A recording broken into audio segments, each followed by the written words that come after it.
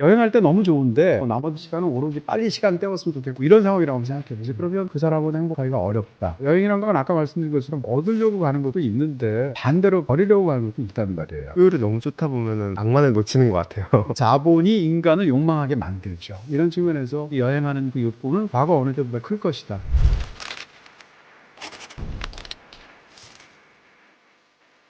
평론가님 안녕하세요. 네, 안녕하세요.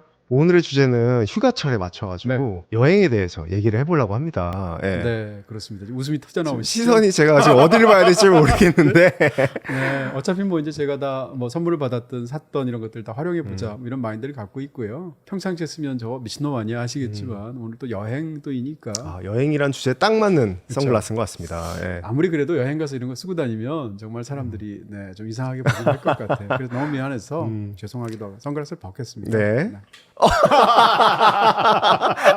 이거 짤이 있는데 이거 있어요? 벗으면 계속 선글라스 나온 짤이 짤도 있는데요. 있어요? 예. 지금 너무 숨기고 즐거워. 계셨군요.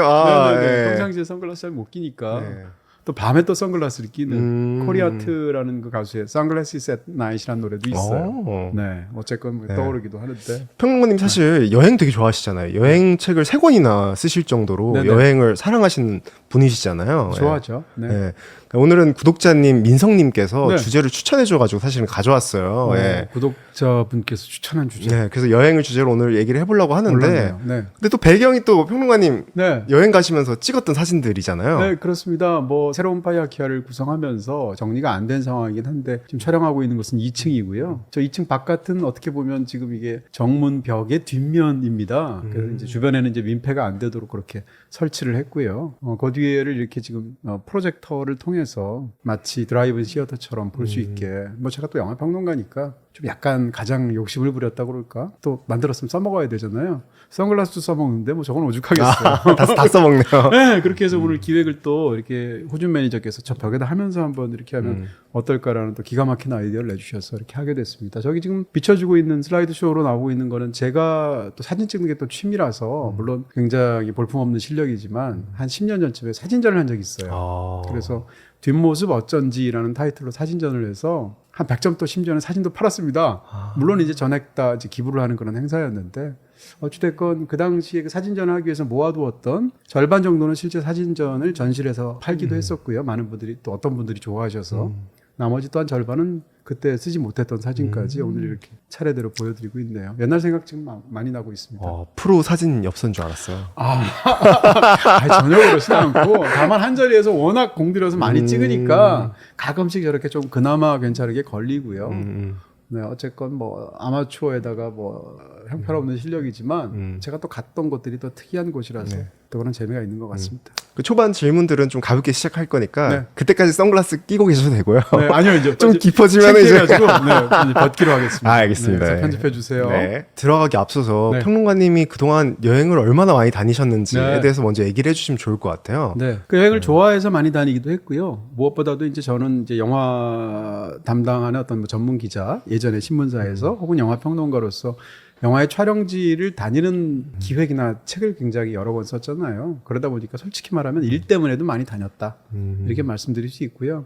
몇 년 전에 세봤는데 그 사이에 새로운 여행지를 막 내가 이제 많이 가긴 했으나 갔던 나라인 경우가 많아서 나라로 따지면 43개국. 어머. 네. 적진 않죠. 43개국. 네. 그 중에 탑3를 만약에 고른다면? 나라로요? 아니면 지역으로요? 지역으로? 지역으로. 저도 뭐 이게 너무 많으니까 항상 이제 또 베스트 7 밴드를 골라라 해도 너무 힘들고 이런 것도 항상 뭐 3개 골라라면 힘든데 또 줄여야 되니까. 첫 번째는 경험 때문인데요. 제가 그리스 섬들을 좋아합니다. 세상에서 가장 낭만적인 곳 중에 하나가 이제 그리스에 있는 섬들이라고 생각하는데 물론 많은 분들 너무 좋아하는 산토리니 같은 섬도 있고 뭐 크레타 섬도 있고 많잖아요. 근데 제가 좋아했던 섬은 카스텔로 리조라는 섬인데 보통 모르세요. 우리 식으로 얘기하면 울릉도쯤 있는 그런 그리스에서도 굉장히 떨어져 있고 터키에 오히려 더 가까운 근데 그게 영화 지중해를 찍은 장소였거든요. 근데 거기서의 그 일들이 너무 꿈결처럼 느껴져요. 지금도. 간지가 이제 한 25년쯤 됐는데 한번 다시 방문하고 싶고요. 일주일에 딱 한 번 비행기가 갔다가 딱 한 번 돌아와요. 그런 것 때문에 한 번 가면 어쩔 수 없이 1시간 동안 일을 보아도 전세 비행기가 없는 한 3, 4일이 무조건 있어야 돼요. 인구 한 200명밖에 살지 않는 작은 그런 섬마을에서 그냥 주민들하고 어울리면서 계속 지냈거든요. 그 경험이 아주 특별했고요. 그 중에 어느 날은 이제 낮에 할 것도 없잖아요. 굉장히 손바닥만한 작은 섬이니까. 그 섬에 이제 약간 이렇게 암벽 같은데 위쪽으로 이렇게 올라가서 넓은 어떤 그런 분지 같은 곳이 있었는데 거기서 햇살이 엄청 따갑잖아요. 근데 거기 이렇게 누워 있는데 저 멀리서 사냥들이 다니는데 그 방울 소리가 나는 거예요. 사냥 방울 소리가. 딸랑딸랑. 네, 딸랑. 햇볕은 엄청나게 따뜻하게 저를 이렇게 감싸고 있고 그때 그 사냥 소리 들었던 그 방울 소리 들었던 느낌이 굉장히 어떤 꿈결 같은 풍경으로 남아있다. 이걸 하나를 얘기하고 싶고요. 천사의 방울 소리 같은. 내가 도달할 수 없는 어떤 이국적인 공간, 말하자면 어떤 뭐 천국으로 가는 어떤 무슨 근처에 있는 들판 같은 느낌 이런 느낌이었어요. 두 번째 공간도 그런 네. 비슷한 느낌의 두 공간이었나요? 번째 공간은 이국적이라는 측면에서 영화 때문에 당연히 간 곳이었었고요. 그것은 어디였나 하면 이제 스타워즈를 찍은 곳이었는데 튀니지. 어떻게 보면 애초에 조지 루카스도 그래서 튀니지를 그 영화의 촬영지로 삼았던 건데 지구에 남아있는 가장 외계 행성 같은 그런 지역이 어딜까를 고르다가 요르단이나 튀니지를 골랐던 거거든요. 튀니지 중에서도 튀니지 북쪽은 흔히 하는 얘기로 하면 뭐 이탈리아나 그리스하고 비슷해요. 근데 남쪽으로 가면 달라지거든요. 사막으로 가까워지면. 그 중에서 제가 최고이다라고 말하고 싶은 곳은 마트마타라는 곳인데 크지 않은 그런 마을이고요. 마트마타는 스타워즈를 찍기도 했는데 워낙 이 지표면에 열이 뜨거우니까 땅을 안으로 파서 그 안에 벽을 뚫어서 거기다가 사람 사는 집을 만든 혈관 마을이에요. 굉장히 오래된. 실제 스타워즈 세트랑 똑같네요. 예. 그렇죠. 루크 스카이워커가 삼촌 집에서 살 때 바로 그 집이거든요. 근데 그 집을 얘기하는 게 아니라 그 지역을 얘기하는 건데 실제 그렇게 살고 있었던 예전의 지역이니까 그 마트마타가 주고 있는 그 이국적인 압도감은 엄청났고요. 거길 이제 두 번째로 고르고 싶고 마지막 세 번째는 추천이라기보다는 너무 강렬해서 오시비행침이라는 폴란드의 지명인데 오시비행침이 어디야라고 하실 텐데 아우슈비츠예요. 아우슈비츠는 독일 말로 아우슈비츠고요. 폴란드 말로는 오시비행침인데요. 명칭이 다르겠군요. 그렇습니다. 예. 오시비행침에 이제 아우슈비츠 제1수용소, 제2수용소마다 있는데 제2수용소를 비르케나우라고 하는데 비르케나우에 갔을 때 너무 엄청난 느낌을 받았어요. 참담한 느낌, 뭐 좀 거창하게 말하면 인류라는 종의 바닥을 본 느낌. 어떻게 보면 거대한 학살을 위한 이게 공장 같은 거잖아요. 그래서 그때 경험 이 세 가지를 생각할 것 같습니다. 세 곳 모두 흔히 나오는 지역 이름은 아니죠. 아니네요. 이래야 예. 있어 보이잖아요. 평론가님의 이제 진지한 여행관에 대해서 얘기하기 앞서서 네. 사실 뭐 밸런스 게임을 하는 게 네. 이거야 저거야를 빨리 그 네. 판단할 수 있잖아요. 네, 뭐 예. 사람마다 다 네. 취향이 다르니까. 그래서 뭐 굳이 하나씩 골라야 된다면 네. 하는 것들을 몇 가지 여쭤보려고 하는데 좋습니다. 첫 번째는 국내 아니면 해외? 아직은 해외? 아직은 해외. 돈이 들죠. 도시 아니면 자연? 밸런스 게임 항상 양쪽 다 있는 건데. 네. 둘 다 굳이 좋아하시는 것 말하면 같긴 한데. 도시. 굳이 말하면 도시. 네, 평생 도시에서 살았고 아. 도시가 더 좋은 것 같아요. 짧게 여러 번 가는 여행, 길게 한 번 가는 여행. 굳이 선택한다면 길게 한 번 가는 여행인데 길게 한 번 가는 여행 가기가 어렵잖아요. 네. 그러니까 최근 들어서는 좀 국내 여행을 많이 다니거든요. 우리나라 여행도 너무 좋더라고요. 그럴 때는 이제 짧게 경우에 따라서 뭐 1박 2일 아니면 하루 당일치기 뭐 이렇게 갔다 오는 여행도 많이 다녀서 얼마 전에 그 저기 서산 당진을 제가 갔다 왔어요. 충남. 당진 너무 좋더라고요. 작년에 한번 갔었는데 너무 좋아서 이번에 다시 가봤거든요. 두 번 갔는데도 좋더라고요. 제가 꼭 추천해드리고 싶은 두 곳이 있는데 국내 여행지니까 쉽게 갈 수 있잖아요. 아까 마트마타 다녀오세요 이러면 이렇게 나오 갔다 오세요 이러면 힘들잖아요. 이제 약간 좀 그렇게 좀 폼제느라고 했던 얘기고요. 당진 중에서 제가 추천해드리고 싶은 데가 이 천주교 성지인데 종교하고 무관하게 가도 너무 좋은 곳이에요. 신리성지라는 곳이 있어요. 그 신리성지 자체가 이 건축이라든지 주변 경관이라든지 그걸 아예 만들어낸 어떤 조경이라든지 이런 것이 너무 인상적이고 멋진 곳이에요. 그다음 역시 이제 바다 풍경 중에서 많은 분들이 좋아하는 우리나라의 멋진 풍경들이 많을 텐데 이 당진에 마섬항이라고 있어요. 항구할 때 항. 마섬항인데 이게 그냥 소박하고도 굉장히 그런 풍경인데 뭐라고 할까요? 이제 이 배 접안 시설 같은 게 굉장히 특이해서 장소도 굉장히 작고 좁은 풍경이지만 차로 정말 바다 코앞까지 갈 수 있어요. 물론 콘크리트로 만들어 놓은 곳이지만. 근데 특히 날씨가 좋은 때도 그렇지만 두 번 가보니까 비가 올 때 막 흐릴 때, 안개일 때, 이럴 때 가면 세상의 끝까지 이 차로 가서 마침내 이 대양을 보면서 뭔가 이런 그런 느낌이 들거든요. 실제는 아니지만. 그래서 지금 말씀드렸던 그 당진의 마섬항하고 그 신리성지는 저는 너무 좋더라고요. 아주 숨은 스팟들이 주옥같이 나오네요. 네. 예. 국제적인 기준으로도 굉장히 훌륭한 곳인 그런 독특한 느낌을 주는 곳인 것 같아요. 일반적인 관광지가 아니고요. 마지막으로 여행을 기억하는 방법에 있어서 네. 이번에 선택지가 3개인데 네. 사진, 그리고 글, 그리고 소장품 셋 중에 굳이 고른다면? 아직까지는 사진. 아. 네. 사진 찍는 걸 워낙 좋아하고요. 보시면 아시겠습니다. 저건 이제 피지에서 찍은 건데, 이게 특정 장소에서 찍기 위해서 저는 사진을 제가 잘 찍는 사람이 아니니까, 거기서 이제 소위 전문 용어로 뻗치기를 하면서 사진을 엄청 많이 찍어요. 같은 장소에서. 그러다 보니까 저렇게 아이들의 자연스러운 풍경들이 나오기도 하고 그러거든요. 그런 측면에서 사진을 많이 찍다 보니까 실제로 사진에 시간을 많이 들이고요. 그러다 보니까 여행지에서의 여행 경험이 사진을 찍던 순간의 그 경험하고 결합이 돼 있어요. 그래서 그게 가장 많이 기억이 나고요. 당연히 이제 뭐 글을 쓰는 사람이니까 거기에 대해 책을 쓰니까 글도 중요하고 요즘은 또 이렇게 소장품에 미쳐가지고 또 사기도 하잖아요. 그렇지만 아직까지는 사진인 것 같습니다. 저것도 피지에서 채취하는 장면인데요.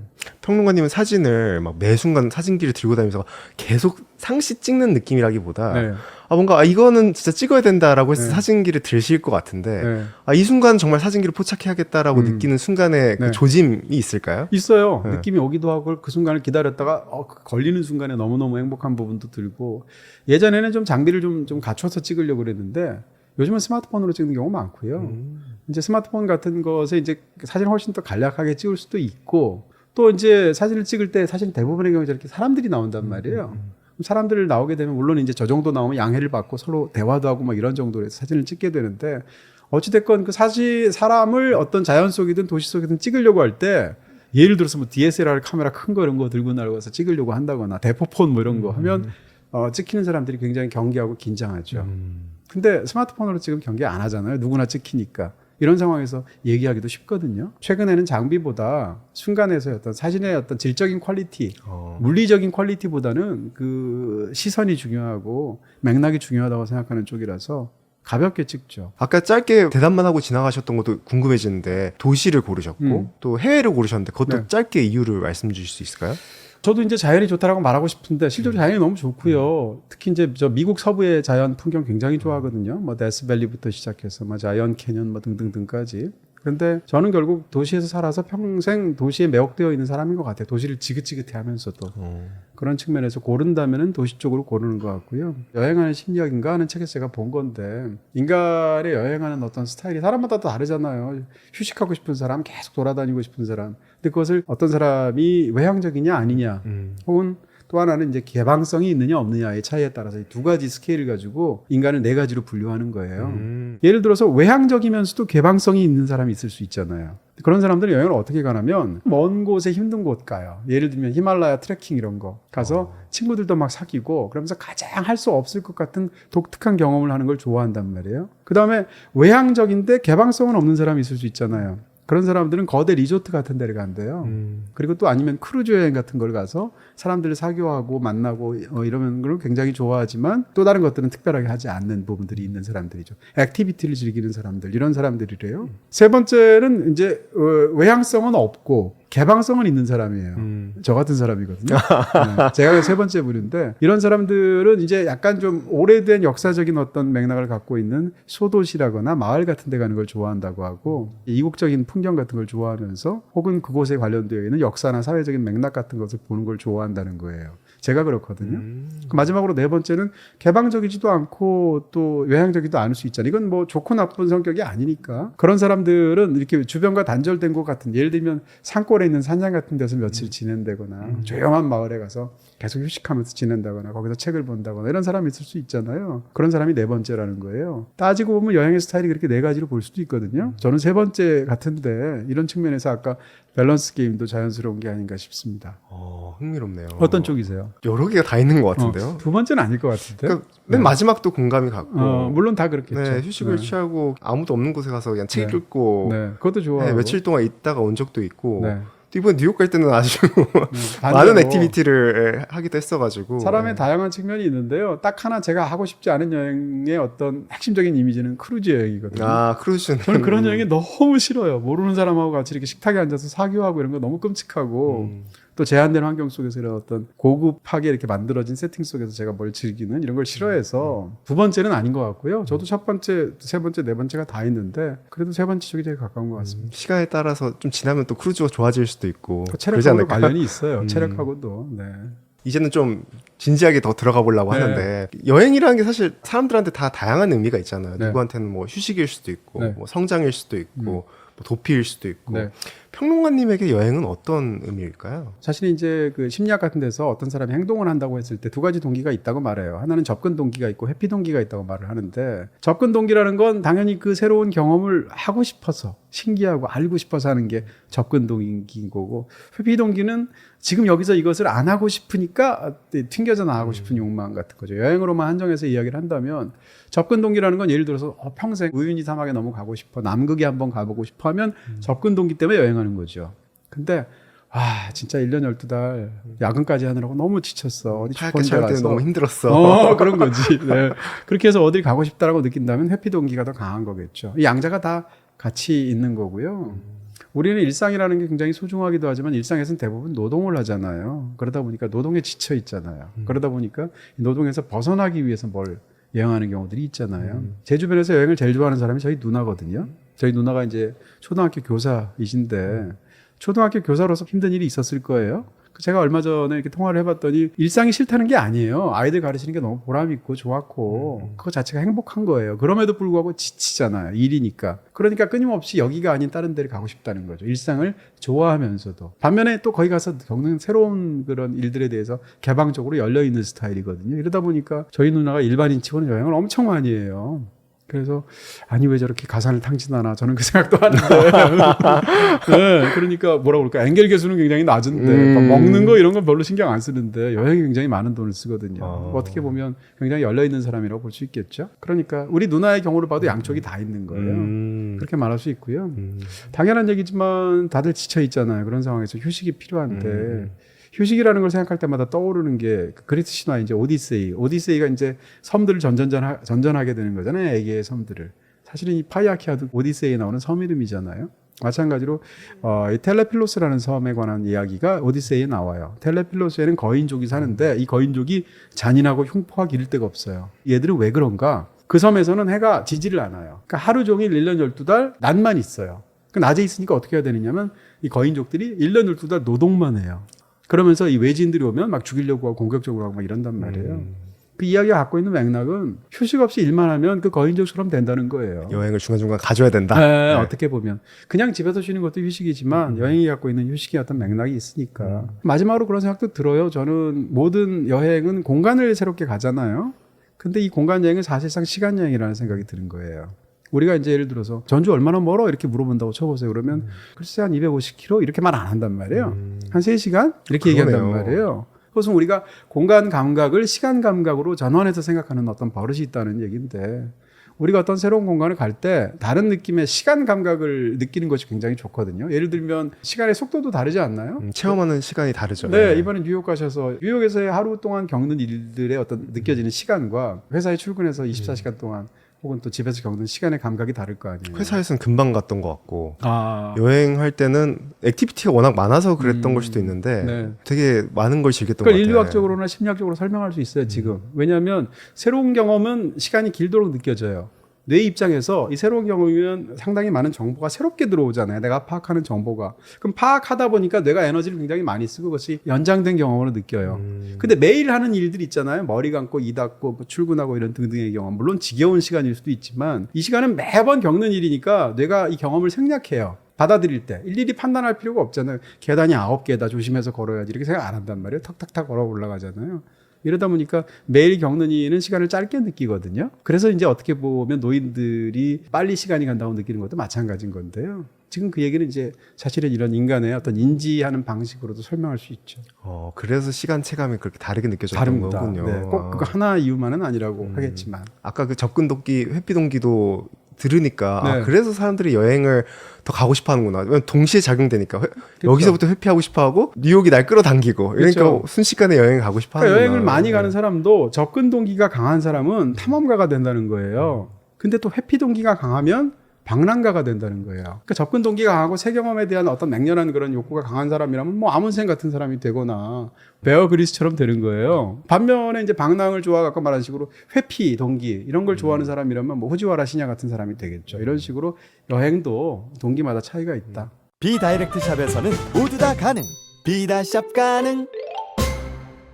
여행의 이제 다양한 의미들에 대해서 말씀 주셨는데 여행하면 또 흔히 사람들이 말하는 게 뭔가를 얻고 오겠다라는 얘기를 또 많이 하거든요. 그것이 뭐 깨달음이 됐건 뭐 네. 영감이 됐건 뭐 작가분들에게는 글감이 될 수도 있고 네. 회사원한테는 에너지가 될 수도 있고 평론가님은 여행을 가면 어떤 것을 얻으시나요? 저는 약간 좀 고상한 말로 하면 얻으려고 하기보다는 텅 빈 상태 이런 걸 좋아하는 것 같아요. 평상시에도 잡생각이 워낙 많고 이런 공상이나 어떤 걱정이나 이런 것도 끊이지 않는 머리 때문에 힘들단 말이에요. 사람들이 다 그렇겠지만. 근데 여행을 가면 굉장히 단순해지지 않나요? 지금 당면한 문제. 아, 목마른데 어디서 생수 팔지? 저기까지 걸어가야 되는데 2km라니까 30분이 걸리는데 와 힘든데 어떻게 하면 더 빨리 가지? 이런 생각만 하잖아요. 가장 간단한 생각들. 그러다 보니까 뭐라고 할까요? 평상시에 내가 사로잡혀 있는 수많은 이 잡념의 어떤 이 사슬이나 이런 걸로부터 헤어나오는 느낌? 그런 굉장히 좋고요. 책을 보다 보니까 또 그런 것들에 관련된 설명들도 있더라고요. 양측성 운동이라는 게 있는데 우리가 이제 운동을 할 때 이렇게 몸이 대칭적이잖아요. 대칭을 이용하는 운동들이 있단 말이에요. 가장 대표적인 양측성 운동이 걷기예요. 왼발 한 번, 오른발 한 번, 왼발 한 번, 오른발 하잖아요. 근데 이 양측성 운동이 정신 건강하고 굉장히 큰 관련이 있다는 거예요. 대표적으로 어떤 게 있냐면 이제 예를 들어서 어린 시절에 어떤 강력한 트라우마가 있거나 아니면 성인이 됐더라도 어떤 끔찍한 일이 겪었거나 하면 트라우마 때문에 벗어나오지 못할 때 그런 치료를 하기도 한대요. 어떻게 하냐면 그 기억을 일부러 떠올리게 해요. 보통 행동주의 치료법을 그렇게 하죠. 떠올리게 한 다음에 안구를, 눈을 좌우로 돌리도록 하는 거예요. 예를 들면 그 기억을, 나쁜 기억을 떠올리면서 이렇게 왼쪽 한번 오른쪽 이렇게 계속 보게 하는 거죠. 이렇게 보게 하면 이 안구의 양측성 운동을 하는 그런 효과 때문에 이 나쁜 기억에 대한 이미지나 심상 같은 게 약해진다는 거예요. 그리고 망각 기능이 활성화된다는 얘기인데 우리가 여행 가면 많이 걷잖아요. 그 양측성 운동 엄청 많이 하잖아요. 이 몸이 피곤해서라고 생각할 수도 있는데 물론 그것도 있겠지만 지금 말씀드린 그런 이유 때문에 사람이 단순해지고요. 부정적인 것들, 상처 있을 때 우리가 어디 떠나서 산티아고 순례길 같은 거 걷고 싶어 하잖아요.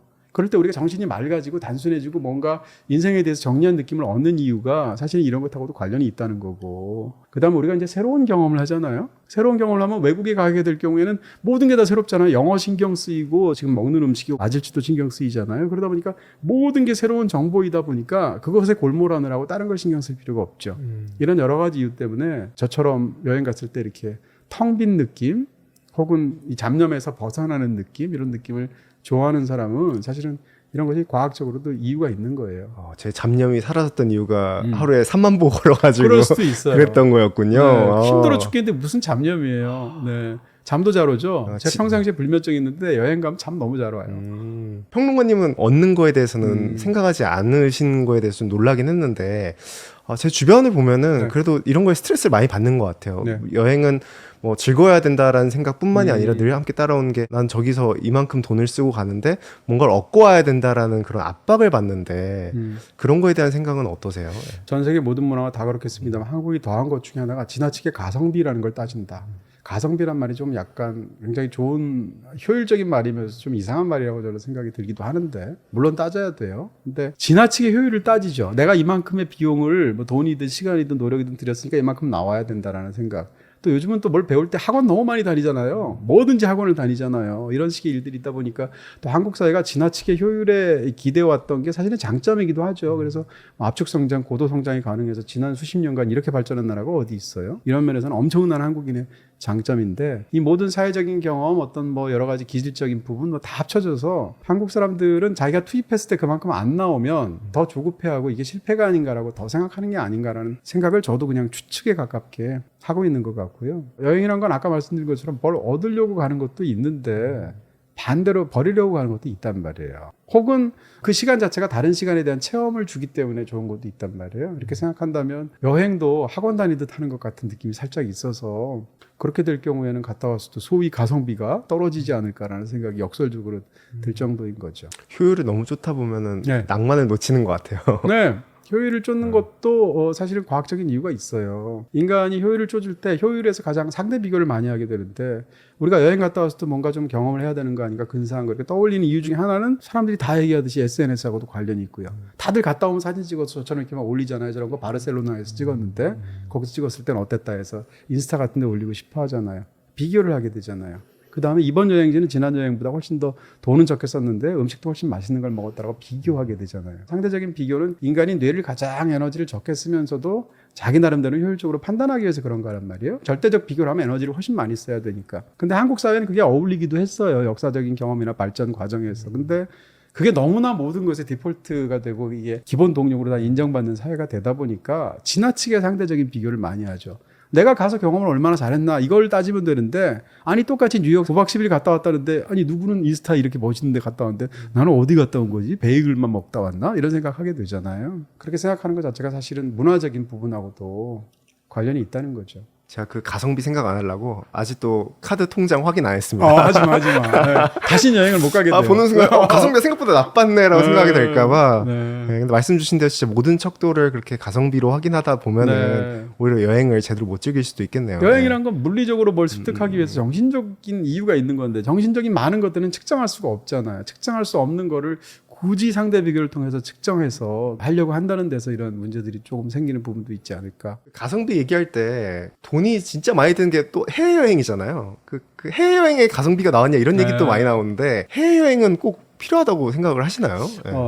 반드시 해야 되는 건 없다라고 저는 생각해요. 저는 이제 독서에 관한 강의도 많이 하지만 책도 반드시 읽어야 한다고 생각 안 하고요. 여행도 해외여행도 반드시 해야 한다고 생각 안 합니다. 그럼에도 불구하고 여행에 국한해서 말을 한다면 해외여행이 굉장히 가치 있는 일이기도 해요. 어떤 점에서 그런가 하면 제가 지난번에도 아마 살짝 말씀드렸었는데 사적으로 제가 이제 갔던 여행지 중에서 굉장히 인상적인 것 중에 하나가 이제 튀니지 여행이 굉장히 좋았어요. 우리나라보다 영토가 살짝 큰데 굉장히 다양하다 그럴까? 아주 관광지로 좋은 나라예요. 튀니지를 갔을 때 제가 바르돈 뮤지엄이라는 데를 갔어요. 이 워낙 유명한 뮤지엄이기도 하고 오후 내내 이제 돌아다니면서 이제 보고 굉장히 즐거운 시간을 가졌었어요. 그로부터 몇 년 뒤에 돌아와서 보니까 북아프리카의 마그레브 지역 그러니까 이 이슬람 지역에서 테러들이 굉장히 많이 빈발했던 시기가 있었죠. 그때 바르돈 뮤지엄에 테러리스트들이 들어가서 저 같은 관람객들을 수십 명을 인질로 잡고 심지어는 쏴죽 기고해서 국제적으로 굉장히 끔찍한 테러 사건이 일어난 적이 있어요. 이걸 제가 만약에 튀니스에 있는 바르돈 뮤지엄을 안 갔다고 하면 생각해 보세요. 그러면 아니 이슬람 국가들 맨날 테러 나잖아. 아니 또 수십 명 죽었네. 물론 그렇게까지는 안 하겠지만 이렇게 심드렁하게 받아들일 수 있어요. 국제 뉴스로 활자에 난 걸로만. 근데 너무 마음이 아프더라고요. 저는 바르돈 뮤지엄에서 어떤 시간을 겪었는지가 너무 생생하니까. 그러면 또 나일 수도 있었잖아요. 물론 시기적으로는 다르지만 이런 여러 가지가 겹치게 되니까 자기가 가본 적이 없는 나라, 그 다음에 자기가 이름을 알고 있는 사람이 없는 나라 이런 데 대해서 편견을 가지게 되거든요. 국제적인 수많은 문제나 이런 것에 있어서도 함부로 너무 지나치게 말을 한단 말이에요. 굉장히 이렇게 격렬한 증오나 편견을 드러내면서 그 중에 한 이유 중에 하나는 그런 데 대한 경험이 없어서일 수도 있어요. 이런 것을 한 가지만 말을 드린 건데 그런 경험이라는 측면과 사람 자체를 확대시킨다고 여행 가서 이국적인 걸 봐서 좋다라는 것도 있지만 지금 말씀드린 것처럼 그런 경험이 나를 조금이라도 더 나은 인간이 만들어주기도 하는 것 같아요. 그런 측면에서도 해외여행이 참 괜찮은 부분이 있지 않나라는 말도 하게 됩니다. 다만 이제 소위 가성비, 돈이 너무 많이 들고 시간이 너무 많이 들고 또 한국은 또 외국 나가기가 너무 어렵잖아요. 이 지리적인 위치나 여러 가지 부분에서. 그래서 쉽지는 않죠. 그 심리적 거리감이 줄어드니까 점점 자아가 확장돼서 더 이상 이제 남의 일이 아니게 되는 거네요. 그렇죠. 역지사지도 가능하고 보는 시선도 넓어지고 한국 안에서도 이기적으로 행동하는 것이 꼴불견이겠지만 국제적으로도 그런 것도 마찬가지잖아요. 이런 측면에서 뭐 너무 거창하게 말하면 인류애라고 그럴까? 내가 인간이라는 것을 깨닫는다고 할까? 이런 것들도 똑같이 당진가도 물론 좋지만 외국을 가면 완전히 다른 사람들이니까 그런 차원이 있겠죠. 이게 바로 더 뮤지엄이에요. 딱 나오네요. 반갑네요. 이게 테마다 제가 지금 뒷모습만 찍은 건데요.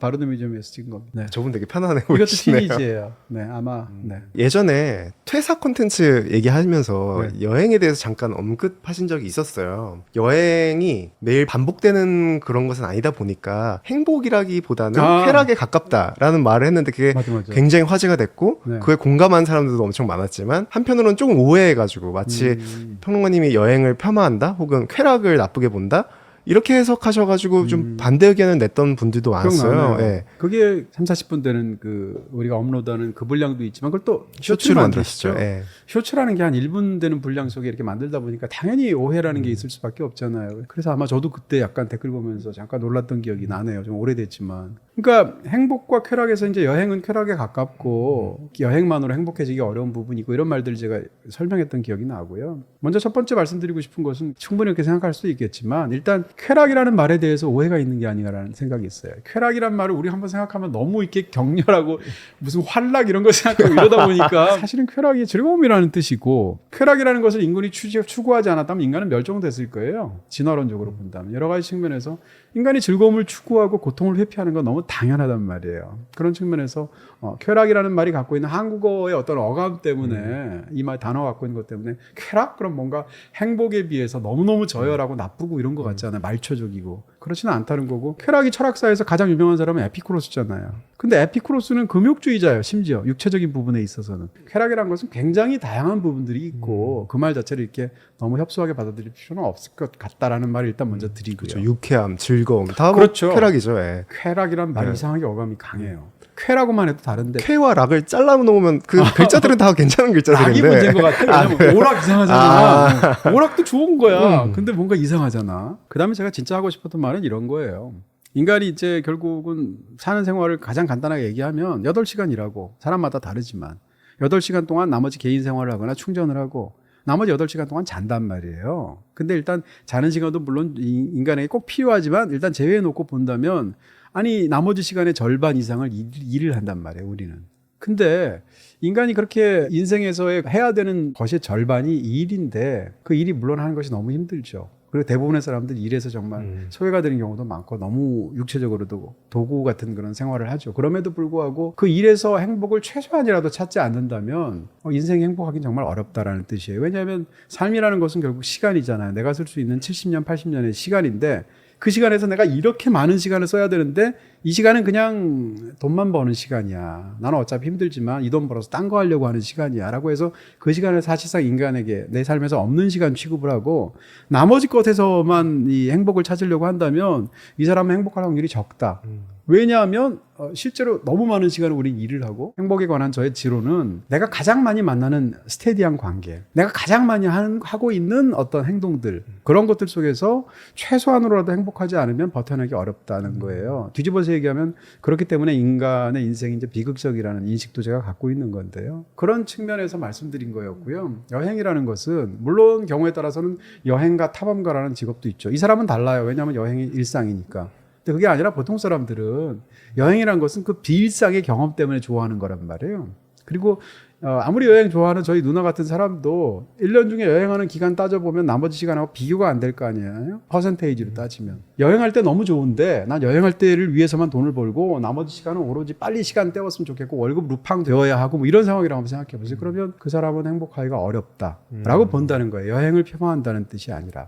이게 요지였던 건데. 그렇죠. 결국은 인간은 시간을 어떻게 쓸 것인가의 문제고 내가 가장 시간을 많이 쓰는 부분에 있어서 내가 어떤 식으로든 행복하려는 노력을 해야지 그나마 행복에 어느 정도 가까이 할 수 있다라는 뜻이고요. 그걸 포기하기에는 그 시간이 우리 인생의 대부분이기 때문에 그런 취지로 저는 말씀드릴 겁니다. 그 일하는 시간, 그 많은 시간도 행복하게 지내고 그렇죠. 그다음에 여행 가서도 즐겁게 지내면 된다. 네.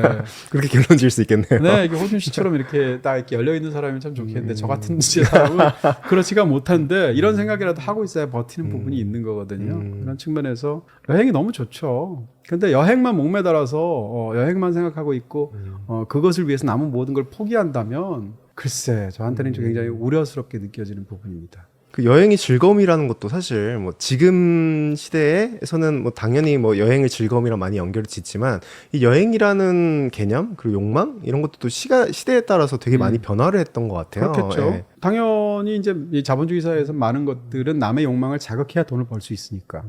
예를 들어서 무슨 우리가 항공기의 CF만 대한항공 CF 같은 걸 보더라도 악기 뭐 의자가 얼마나 편한지 이런 것도 광고하지만 많은 경우에 그렇게 해서 가게 되는 바르셀로나가 얼마나 낭만적인지 알래스컬마가 얼마나 이국적인지 이런 걸 보여주는 거 광고하잖아요. 그러니까 여행 산업 자체가 꼭 산업뿐만 아니라 많은 부분에서 결합이 되어 있는데 이 이국적인 어떤 거는 여행에 대한 욕구를 자극하도록 돈을 계속 쓰죠. 그게 마케팅 비잖아요. 그러니까 우리가 욕구가 항진이 되는 거잖아요. 그래서 여행 가고 싶은 마음도 들고 뭐 SNS 같은데 누가 어디 뉴욕 갔다 왔다는데 이렇게 멋있는 데 올렸는데 아니 나는 맨날 한국에서 이게 뭐 하는 건가 싶으면 뉴욕 가고 싶잖아요. 이런 식으로 당연히 이 자본이 인간을 욕망하게 만들죠. 이런 측면에서 인간이 여행하는 그 욕구는 과거 어느 때보다 클 것이다. 왜냐하면 인간이 그만큼 큰 부를 누리고 있으니까 자본을 갖고 있으니까 라고 말할 수 있죠. 그리고 또 소셜미디어하고도 관련이 확실히 있는 것 같고요. 많은 사람들이 여행 갈 때 소셜미디어를 떠올리는 것 같아요. 그래서 그걸 위한 뭔가 이렇게 사진을 찍어내고 싶다는 거죠. 아니 왜 여행지에 가서 이렇게 사람들이 사진을 찍는가. 사진에 대하여라는 책을 썼는데 거기에 어떤 구절이 나오냐면 사람들이 여행 가서 사진 찍으면 일하는 착각이 든다는 거예요. 현대사회에서는 계속 일을 하고 있기 때문에 일을 자기가 안 할 때 안 하는 게 좋기도 하지만 죄책감이 든다는 거예요. 근데 여행지에 갔어요. 그럼 일을 안 하잖아요. 근데 사진을 찍고 있으면 내가 뭔가 일하는 느낌이 든다는 거예요. 그런 얘기를 수전 손택이 한 적이 있어요. 어쨌건 뭐 반드시 그거라고 말할 수는 없겠습니다만 이런 부분하고도 관련이 있죠. 경험을 많이 할수록 잠재력이 발현되고 그 사람이 성장한다 이런 또 관념 때문에 더 여행을 해야 된다 뭐 이런 생각들도 퍼진 것 같아요. 자아실현이라는 신화가 있다고 저는 생각하는데 자아실현이라는 것도 역시 부추기는 산업이 있어요. 많은 부분도 있겠습니다만 거기에 대해서 이제 나중에 또 이야기를 하도록 하고요. 어찌됐건 실제로 여행이 인간의 어떤 경험을 확장시키고 아까 제가 바르드 뮤지엄도 얘기했지만 조금 더 나은 사람, 조금 더 열린 사람으로 만들어주는데 기여하는 것도 사실이죠. 근데 그것이 반드시 여행만으로 되는 건가에 대해서는 뭐 다른 의견이 있을 수는 충분히 있다는 생각은 들죠. 가벼운 질문들로 다시 돌아와서 네. 이 컨텐츠를 준비한다고 하니까 주변에서 제일 궁금해하는 건 평론가님 그래서 여행 계획을 언제 어떻게 세우시나 이런 질문들이 많았어요. 아, 그래요? 네. 얼마짜리 호텔에 묵는데 이런 거 아니에요? 그런 건 제가 좀 생략했는데 넣어도 될까요? 아니, 당연히 저도 짤 때 항상 돈 때문에 어떻게 뭐 숙소부터 시작해서 최근 들어서는 숙소를 조금 더 돈을 많이 써요. 왜냐하면 저도 이제 점점점 나이가 들다 보니까 예전처럼 풍찬 노숙 이런 거 힘든 거죠. 근데 어쨌건 여행 계획은 어떻게 짜냐면 닥치면 짭니다. 아, 그 시점이 와야지 짜시는군요. 그 전까지는 죽어도 안 하고요. 그 과정이 설레서 보통 오래 준비하시는 분들도 많은데. 맞아요, 네. 맞아요. 아까 저희 누나 얘기를 자꾸 하게 되는데 저희 누나는 여행을 저래서 가는구나 제가 느끼는 건 계획 짜면서 너무너무 행복해요. 어디 가서 뭘 먹고 뭘 마시고 어떻게 가고 이걸 다 짜거든요. 근데 저는 그렇게 안 하고요. 굉장히 이렇게 느슨하게 짜는 쪽이고 그마저도 이제 어떻게 보면 오늘까지 안 하면 빵꾸나 이런 거 있잖아요. 예를 들면 오늘까지 예약 안 하면 내일부터는 취소가 불가해 뭐 이런 거 있잖아요. 그 바로 직전까지 밀고 나가서 쫓기면서 하는 타입이고요. 전 나름 계획형이라고 생각했는데. 계획도 해요. 그럼에도 불구하고 우연이라는 것을 점점점 많이 기대고 저라는 사람이 또 보기하고 달리 그렇게 치밀하지가 않고 허당이라서 뭐라고 그럴까요? 네. 귀차니즘이 또 저를 지배하고 있어요. 좋게 표현하면 여행을 즐겁게 해줄 우연이 네. 틈입할 공간을 만들어주는 거다. 라고 저는 해석할 수 있겠네요. 철학적으로 주장하고 싶죠. 근데 그런 이제 사실은 걸로, 예. 굉장히 이제 귀차니즘 때문에 저한테도 그런 게 있고요. 실제로 국내 여행은 정말 이 자료조사 10분 합니다. 아까 당진 같은 데 가잖아요. 이런 것도 자료조사 10분 하고요. 아까 제가 알았다는데도 사실은 어디 따라다니다 알게 된 거였거든요. 그때 2번 갔는데 개인 여행 가도 너무 좋은 거예요. 뭐 신리성지나 마서만 같은 것도. 어쨌건 그런 걸 포함해서 저는 탐험 쪽보다는 방랑 쪽이고요. 회피 동기가 더 많은 사람이에요. 여행에 대해서. 그런 측면에서 막 뭘 이렇게 계획하거나 특별히 그러진 않은데 그렇게 떠난 여행도 사실 현지에서 얻는 게 굉장히 많아요. 그런 측면에서는 개방성은 있는 편이죠. 그리고 그런 걸 좋아하는 편이에요. 준비는 별로 안 하되 가서는 최대한 열어서 습득한다 이렇게 볼 수 있습니다. 여행지는 어떻게 고르시나요? 이제 웬만한 곳들은 다 가보셨을 텐데 요즘 여행지 선택할 때 방법은 있으신가요? 외국 여행을 갈 때는 가장 많은 여행지를 고르는 선택의 이유는 영화를 찍었던 곳. 그런 책을 3권 쓰고 그런 기획을 많이 했고 그러니까 현실적으로 또 관심이 있기도 하고 이런 쪽으로 제일 많이 하게 되고요.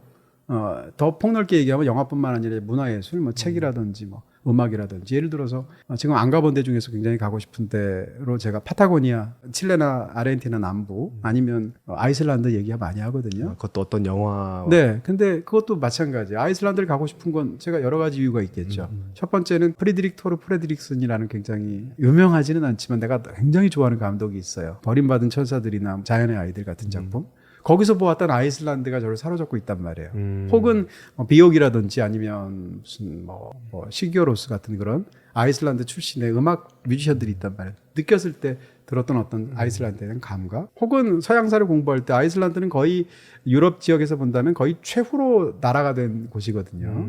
거기는 역사가 한 1000년밖에 안 되거든요. 제가 알고 있는 역사적인 어떤 부분. 이런 것들이 결합해서 아이슬란드를 가고 싶단 말이에요. 이런 것들을 사전에 뭘 알고 있거나 제가 좋아하고 있으니까 어떻게 보면 이런 것도 계획 중에 일부라고 볼 수 있겠죠. 하지만 이런 건 자연스럽게 저는 이제 습득한 것들이고 그 결과로 아이슬란드를 가고 싶다 이렇게 느껴요. 그런 측면에서 영화라든지 이런 문화예술 같은 것이 사실은 떠나게 만드는 동인으로 가장 강력하게 작용한다라고 말할 수 있고요.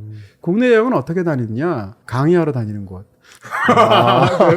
현실적으로 요즘은 강의 많이 못해요. 올 들어서는 뭐 거의 못하고 있는데 예전 같은 경우에 이제 지방에서도 강연 초청 많이 받잖아요. 가끔 가잖아요. 그럼 당진에서 강연 가면 한 1박 2일로 이렇게 해서 당진 서산. 네, 그렇게 해서 다니는 거죠. 여수에 가면 또 여수에 가고 뭐 이런 식으로 해서 지방을 많이 다니죠. 지금 들어보니까 평론가님은 직전에 뭔가 공부한 느낌도 아니고 늘 상시 공부가 돼 있는 상태에서 여행지를 쉽게 고를 수 있겠네요. 어느 곳이든 뭔가 인풋이 많으시니까. 딴 건 모르겠고 제가 이렇게 뭘 이렇게 배우고 싶거나 알고 싶거나 이런 욕망은 굉장히 강한 쪽인 것 같고요. 그런 것들은 아직까지는 고갈은 안 되는 것 같아요. 그런 욕망 자체가. 욕망을 욕망할 수는 없잖아요. 근데 애초에 기질적으로 그걸 타고난 것 같고 그런 측면에서도 여행을 좋아하는 측면이 있죠. 장소들 말씀 주셨는데 그런 곳들처럼 여행지를 갔을 때 어떤 여행지를 가더라도 이러한 장소들은 꼭 방문한다라는 곳들이 있을까요? 있죠. 사람마다 다 그런 게 있을 텐데 제 경우에는 묘지 같은 데를 가는 게 좀 특이하죠. 특히 잘 모르는 나라를 갈수록 묘지를 자주 다니고요. 왜냐하면 그 묘지는 굉장히 인류학적으로나 여러 가지 측면에서나 굉장히 가장 그 문화스러움을 보여주는 것 중에 하나가 묘지라는 생각이 있고 또 죽음이라는 테마에 제가 사로잡혀 있기도 하고 여기 지금 돌아가면 이 죽음에 관한 책이 섹션이 있잖아요. 네, 한 200~300권이 있단 말이에요. 또 묘지 자체가 갖고 있는 이상한 아늑함이 있어요. 저는 공포스럽다기보다는 그러게 무서움보다는 맞아요. 아늑함. 저도 예전에 부산에 내려갔을 때 네. 묘지를 간 적이 있었는데 보리가 심어져서 겨울에도 그 뭔가 풀이 마치 있는 것처럼 뭔가 네. 형성된 묘지였는데 네. 뭔가 무섭다는 느낌보다 평안하다라는 느낌이 들더라고요. 네, 뭐 양가적인 감정이 있게 밤에 혼자 가면 무섭겠지만 그런데 일행이 있었네요. 대부분의 묘지는 북적거리지 않고요. 또 묘비를 읽을 때 굉장히 느끼는 어떤 흥미로움이 있어요. 어떤 사람의 생물연도 같은 게 적혀 있잖아요. 세계 어디를 가든지 그 생물연도를 보면 이상한 상상 같은 게 들거든요. 예를 들면 특히 이제 우리나라는 안 그러지만 유럽 같은 데 가다 보면 굉장히 허름한 묘지 같은 데 가도 가족 묘비를 같이 쓴단 말이에요. 묘비가 오래돼가지고 막 300~400년, 400년 된 가족들이 쭉 적혀 있는 경우가 있고 버려진 묘지도 있고 그래요. 그러면 예를 들어서 어떤 사람이 뭐 1786년도에 태어나서 1825년도에 죽은 사람이 있다고 쳐봐요. 그러면 그 시기를 상상해요. 그럼 굉장히 흥미로워요. 그 시기는 예를 들면 프랑스 혁명하고도 겹치는 부분이 있을 것이고 뭐 등등등 이러면 아, 그 사람이 그때 어땠을까? 누군지도 모르는 사람을 떠올리게 된단 말이에요. 그 나이가 40대인데 왜 죽었을까? 뭐 이런 등등의 소설의 도입부 같네요. 그럴 수 있죠. 많은 부분이 그렇게 시작할 수도 있겠죠. 이런 측면에서 묘비를 많이 다니고요. 여기 보는 것처럼 이런 물이 있는 풍경 좋아하는데 일본의 오타루인데 바다에 있는 그런 풍경도 좋아하지만 내륙 뒤에 있는 물 풍경 좋아해요. 뭐 계곡, 운하 뭐 이런 것들 있잖아요. 이런 풍경들을 굉장히 좋아하고 또 그다음 제 어쩔 수 없이 제 취미 때문에 뭐 서점 가는 거 좋아하고요. 읽을 수 없는 책도 사와요. 프랑스어를 못 읽는데 프랑스어 책을 사온다거나 이런 거 한단 말이에요. 그리고 레코드샵 같은 데 가고 또 하나 빼놓을 수 없는 건 벼룩시장. 벼룩시장은 가급적이면 갑니다. 소장품 때문에 뭐 그런 것도 하지만 벼룩시장에 가면 가장 친밀한 민속 문화를 볼 수 있잖아요. 그리고 뭐 사는 것도 물론 사는 거지만 그런 측면에서도 저는 서울에서 제일 재밌는 동네가 황학동이거든요. 저한테는. 근데 그런 게 국제적으로 다 있잖아요. 그래서 그 비교가 또 되겠네요. 그렇습니다. 뭐 브루클린에도 있고 파리에도 있고 다 있단 말이에요. 그랬을 때 또 거기서 물건 파는 사람들은 가장 그 나라 사람 같은 사람들이 팔아요. 이런 측면에서도 벼룩시장 갔을 때 굉장히 좋아하죠. 이런 것처럼 사람들이 다 뭔가 자기 여행 갈 때마다 꼭 갈 만한 장소들을 정해두는 것도 좋겠네요. 그렇죠. 다만 저는 맛집 같은 거 잘 안 찾아다니거든요. 찾아가고 거기서 그걸 먹고 줄 서고 이런 게 너무 시간이 아깝기도 하고. 미슐랭 3스타 먹어야지 이런 게 없군요. 전혀 없어요. 전혀 없고 그냥 저는 그다음에 어디다 그냥 맥도날드 버거 먹어도 되고요. 빨리 때우고 그 시간에 서점 한 번 더 가고 묘지 한 번 더 가고 뭐 이러고 싶은 거죠. 묘지 너무 인상적이네요. 예. 네. 3년 약정보다 저렴한 1년 약정 인터넷 비다이렉트 샵에서는 모두 다 가능. 비다샵 가능. 그 여행 계획 짤 때 직접 경험으로 여행은 가는 거지만 그 전에 사실 간접 경험으로 유튜버나 혹은 에세이나 이런 것들을 보면서 대리 체험하면서 여행을 준비하는 경우도 많잖아요. 네. 그렇게 대리 체험하는 거에 대해서는 어떻게 생각하시나요? 최근에 저희가 이제 베스트북으로 한 2달쯤 전에 직접 경험이 얼마나 중요한데 현대인들은 직접 경험을 다 간접 경험으로 때운다 뭐 이런 거에 대한 비판 의식을 갖고 있는 책을 소개했잖아요. 그 책 굉장히 잘 쓴 책이고 그렇게 생각하고요. 그럼에도 불구하고 제 개인 견해를 말하면 저는 간접 경험의 중요성을 낮춰보는 것에 대해서도 반대하는 입장이에요. 직접 경험만이 진짜 경험이고 간접 경험은 그렇지 않다. 오프라인에서의 경험은 정말 인간답게 만들지만 온라인에서의 경험은 굉장히 부박하고도 부서질 것 같은 관계다라고 생각 안 해요. 저는. 그 점에서 이제 저자하고도 차이가 있는데 다만 그 저자가 하는 얘기는 굉장히 흥미롭고 열려있는 거에 대해서 이제 제가 추천을 드렸죠. 연장선상에서 말씀드린다면 여행에 관해서 보는 컨텐츠를 보는 게 경우에 따라서는 여행 가는 것보다 더 좋을 수도 있어요. 부정하지 않고요. 어떤 여행 컨텐츠를 굉장히 잘 만든 어떤 소설이 있을 수도 있고 음악이 있을 수도 있고 자기가 어디를 다녀왔던 데 경험을 가지고 무슨 음악을 만들어낼 수도 있잖아요. 혹은 유튜브 영상을 만들 수도 있겠죠. 경우에 따라서는 내가 뉴욕에서 3박 4일 고생한 것보다 뉴욕에 관해서 아주 잘 만든 다큐멘터리를 보는 게 더 나한테 나은 경험을 줄 수도 있어요. 다만 그게 여행은 아니에요. 그 얘기를 하고 싶은 거고요. 그런 측면에서 여행이 줄 수 있는 건 여행만 줄 수 있겠죠. 여행에 관한 컨텐츠는 또 다른 간접 경험이에요. 그것은 예술의 형태일 수도 있고 다른 형태일 수도 있겠지만 이런 측면에서 여행을 다룬 컨텐츠가 여행을 대체할 수 없는 또 다른 경험을 제공하기도 하지만 그게 여행은 아니다. 이렇게 말씀드릴 수 있고요. 양자는 완전히 다른 것이다. 물론 어느 정도 연관성은 있겠지만. 여행은 아니지만 그거 자체의 가치도 있다. 당연히 네. 그렇죠. 경우에 따라서 그게 더 좋을 수도 있어요. 평론가님은 네. 해외에 있으면은 사람들이 이제 못 알아보니까 네. 이방인으로서 뭔가 여행하는 그 즐거움이 굉장히 클 것 같아요. 네. 아니 뭐 이렇다고 해서 무슨 한국에서 나 슈스야 이런 거 아니고요.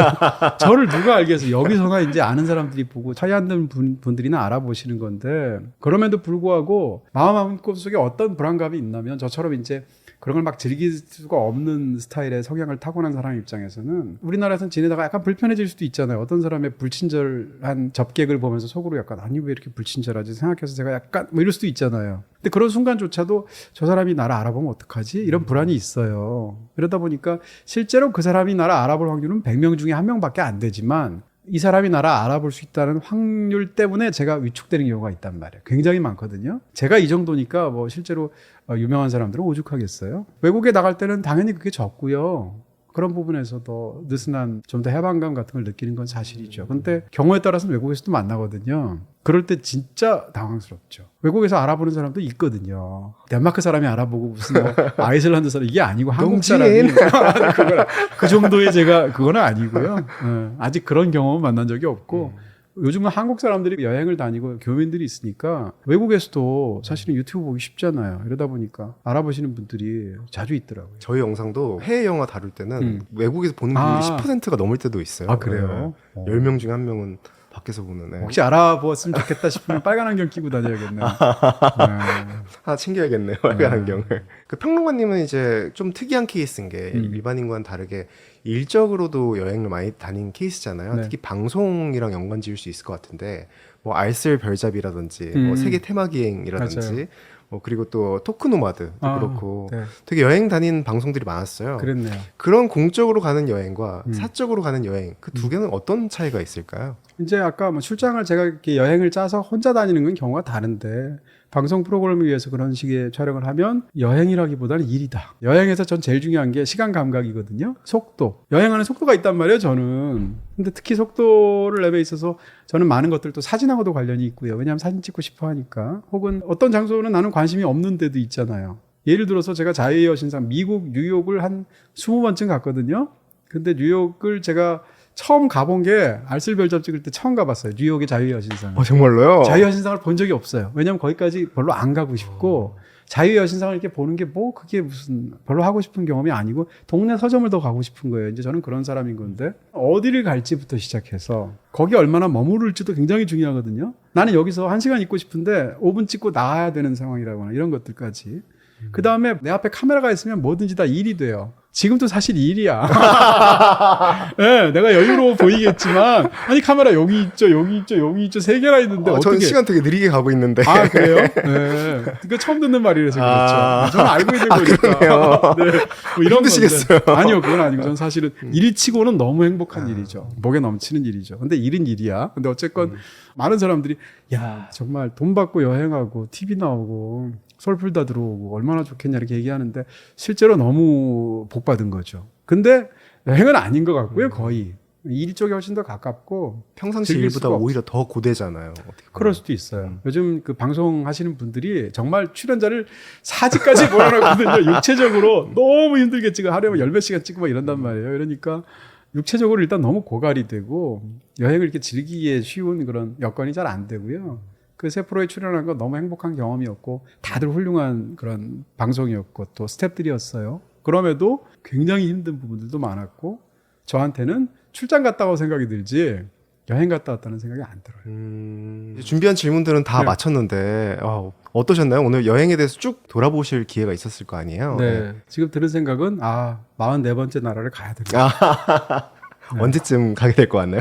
최근에는 이제 제가 뭐 육체적으로나 정신적으로 이렇게 막 아주 좋은 상태가 아니라서 여행을 가도 잘 못 즐기지 않을까? 위축된 상태예요. 그러다 보니까 43개국을 찍은 게 벌써 몇 년 전이거든요. 그 이후로는 여행을 갔어도 새로운 국가를 안 갔다는 뜻인데요. 그 해외여행뿐만 아니라 그런 측면에서 예전에 조금 더 왕성했던 그런 여행 감각을 갖고 있는 여행 유전자라는 게 있다는 거거든요. DRD4-7R이라는 유전자인데 저한테는 그 유전자가 없는 것 같아요.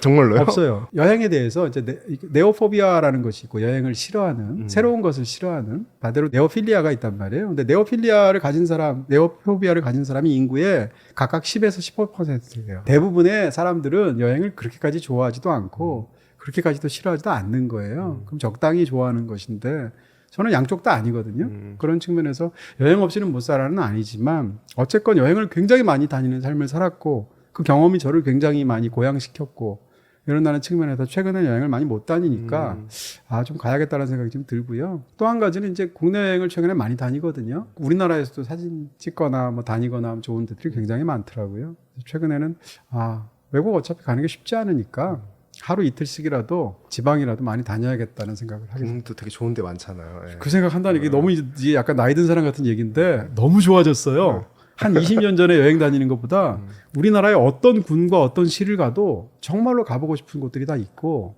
정말로 매혹적인 부분들이 있더라고요. 예전에는 안 그랬거든요. 이런 측면에서 어떻게 생각하면 한 나라의 발전이라는 걸 제가 한국 사람이고 무슨 재미 교포처럼 역사를 살아오신 그런 느낌인 한국 잘 건가요? 몰라요 뭐 이런 것 같은데 그게 아니고 진짜로 국내 여행 요즘 가면서 새삼 너무 놀라면서 이 나라가 얼마나 아름답고 내가 정말 한국인이 얼마나 흥미로운 것인지에 대해서 느끼게 됩니다. 오늘 여행 관련해가지고 아까 많은 영화들 언급해 주셨는데 오늘 추천해 주실 영화는 어떤 영화인가요? 뭐 여행에 관한 수많은 좋은 영화들이 있는데요. 그래서 오늘 얘기하는 것들이 있으니까 오랜만에 조금 된 영화지만 굉장히 좋은 영화, 모든 사람들을 행복하게 만들어주는 약간 그런 영화예요. 지중해라는 작품인데 제가 아까 카스텔로 리초 설명드렸죠. 아주 간단하게만 이야기를 하면 제2차 세계대전 당시에 그리스의 섬을 점령하는 임무를 띠고 이탈리아 병사들이 섬을 점령하는 거예요. 그 당시에.